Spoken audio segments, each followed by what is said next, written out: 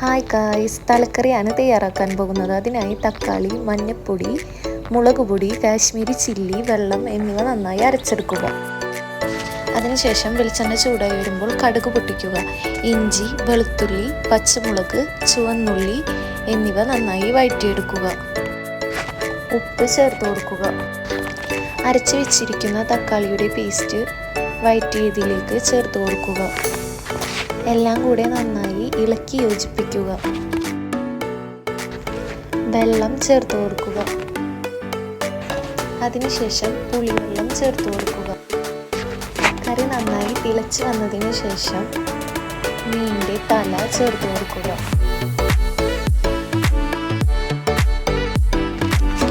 കറി നന്നായി വറ്റിച്ചെടുക്കുക.